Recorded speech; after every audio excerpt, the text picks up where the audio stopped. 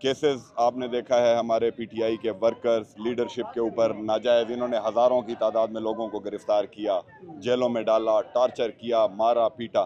तो क्या जज्बा कम हुआ? नहीं, जज्बा बढ़ा।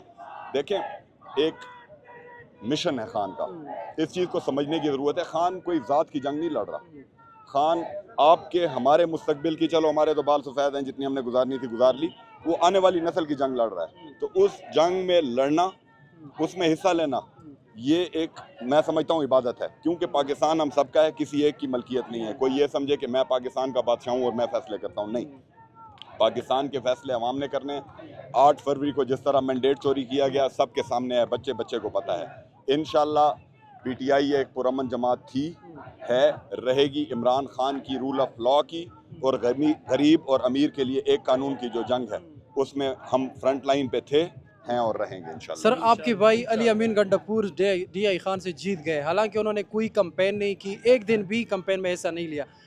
क्यों, क्या वजह हो सकती है कि DI खान को लोगों ने उस पर एतमाद किया और जो लोग कैंपेन करते रहे उनको वोट नहीं दिया? सर देखें, बुनियादी चीज़ है नज़रिया। खान का नज़रिया था, खान का नज़रिया जीता। मतलब अली अमीन मेरे वालिद के जनाजे के दिन पहली दफ़ा बाहर आया, किसी ने उसको कैंपेन में नहीं देखा। तो वजह ये थी कि खान का जो नज़रिया है वो बच्चे बच्चे को पता चल गया कि खान किसकी जंग लड़ रहा है। खान इस मुल्क की जंग लड़ रहा है, इस मुल्क की मुस्तकबिल की जंग लड़ रहा है, और लोगों की जो उसके साथ मोहब्बत है। इतने टॉर्चर्स, इतने फेक केसेस, इतने जुल्म और जबर के बाद अगर ख़त्म नहीं हो रहे तो इनको समझ जाना चाहिए, आंखें थोड़ी सी खोल लें कि ये ख़त्म नहीं होगा। उनके खिलाफ तो दर्जनों केसेस बन गए, आपके खिलाफ 9 मई के बाद कितने केसेस बन गए और आपको कितनी अजियत का सामना करना पड़ा? यार अपने हिस्से की मफरूरी भी काटी है, अपने हिस्से के केसेस भी काटे हैं, और मल्टीपल ज़िलों में काटे हैं। एग्जैक्ट फिगर तो मुझे याद नहीं है।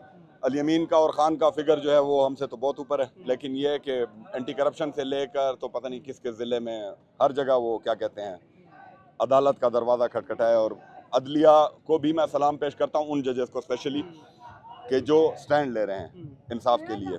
कुछ जज साहिबान ऐसे हैं, कुछ अगर मैं ज़्यादा कहूँ तो शायद वो तौहीन अदालत के केस में एक और केस हो जाए।